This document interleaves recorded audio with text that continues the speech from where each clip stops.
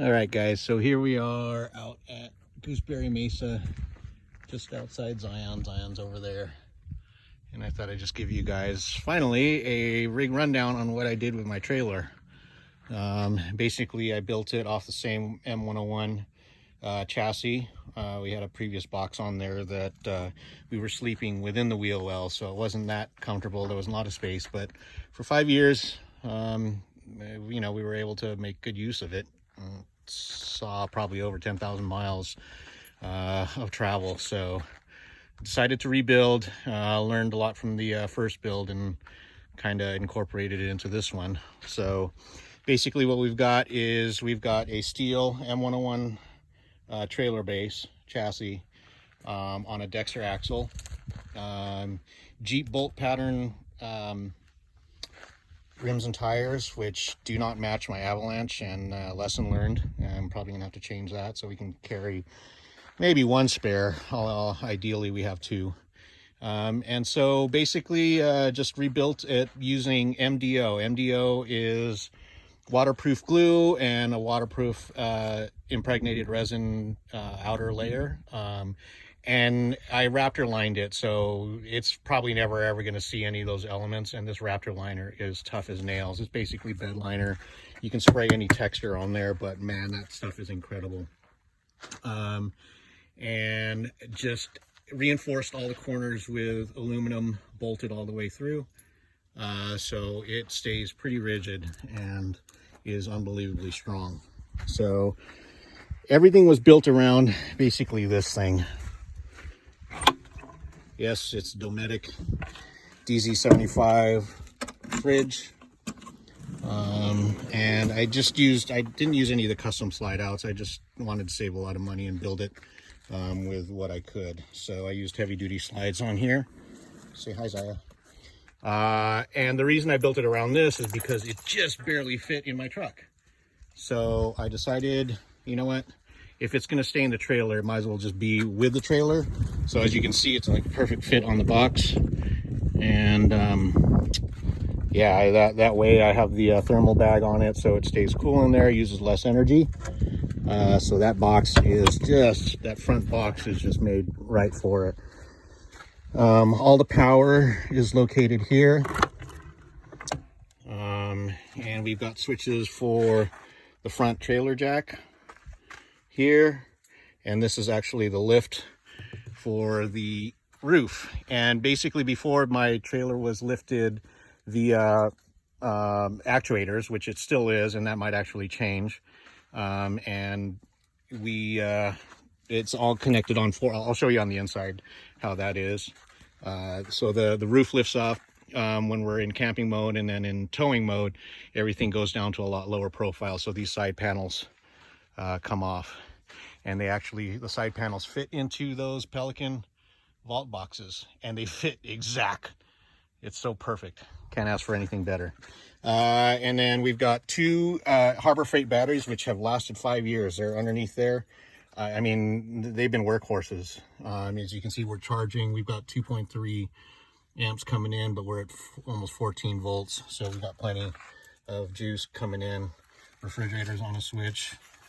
Dome light on a switch here so we can see stuff. This one's not being used yet, but that is all the electrical going on in there. A little fire extinguisher just in case.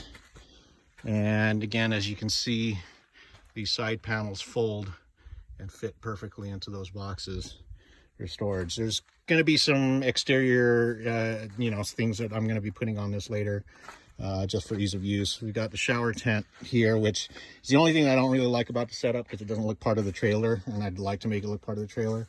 Got an EcoTemp L7 and a FlowJet 3.2 gallons per minute pump connected to propane. So we've got on-demand hot water here, and usually these 7-gallon things will last a couple of showers. Plus we've got reserves, 4 more 7 gallons on there, and we plenty of water. I mean, you're taking military showers out here, so should be no big deal. And basically my propane setup here, just a custom swing out that I need to actually do some work on. And here is the rear storage that houses 5 Pelican cases, and they fit in there perfectly, just for storage and tools and all that stuff. And believe me, those tools were a necessity because this is his first trip out and we needed to do some repairs. So now here is the interior. I mean, basically we were sleeping in that space in between those 2 wheel wells. Now we are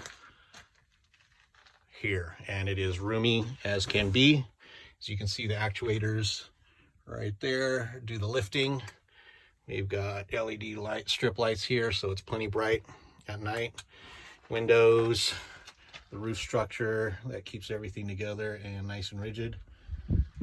Okay, and then exterior storage boxes, and this is the awning that I fabricated for this. Man, this was stressful because getting it tensioned properly for 270 degrees, you know, I could have bought one, but it wouldn't have been a custom fit for this. So it needed to be custom fit, and you can see it's kind of on this angle here. It's a little bit janky, but whatever.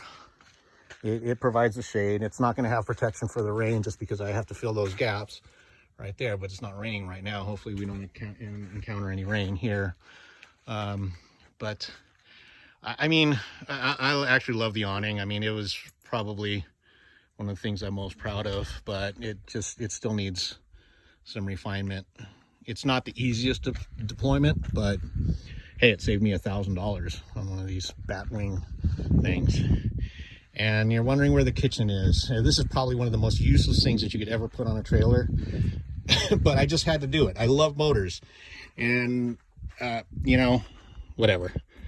It is what it is. So basically here is the kitchen right there, and it's on 5-foot drawer slides, heavy duty, 500 pounds.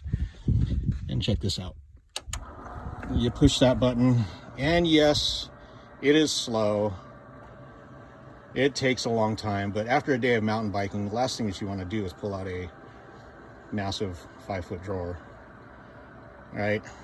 So they don't have actuators that push 5 feet. So what did I do? I had to custom make one out of a screw drive from a garage door opener. I had to put limit switches on it, and the motor is actually from a motorized pull cart for golfing. So it was totally Frankenstein, but man, it works great. And like I said, it's completely useless, but I love motors and I love cool things that are, you know, just, for lack of a better word, just kind of cool. There you go. It stops and it's done. And again, it's 500 pounds, so I could actually sit on this thing, and it'll definitely support my weight. So that is the trailer at stage 1 of the build. Like I said, there's other stuff that needs to be done. Let me show you what I had to do with suspension. Just because the box got heavier and everything got heavier, I had to put some airbags back there, and that's why that compressor is here. I do have onboard air as well, but you know, compressor is nice just for a quick shot to balance. And I had to put Bilsteins on there because it was bouncing like crazy. So thanks to the guys at Shock Surplus supplying those things, and you know, a little bit of education on shocks was necessary. So, and as you can see, there's a lot of room here for other stuff. Originally the tire was underneath there, but it's now sitting on the back deck, and I might put stuff back there. We might have more water storage down there, but we'll see. So that is the trailer. Oh yeah, and the last thing here is, since I don't have the awning back here, we have a huge solar panel that is on slides too, that can provide a lot more shade. So that is that. All right guys, so that is the trailer run through. Again, more stuff is going to be happening to it, and I will show you that once that is completed, once we figured out what else it needs. All right, thanks a lot.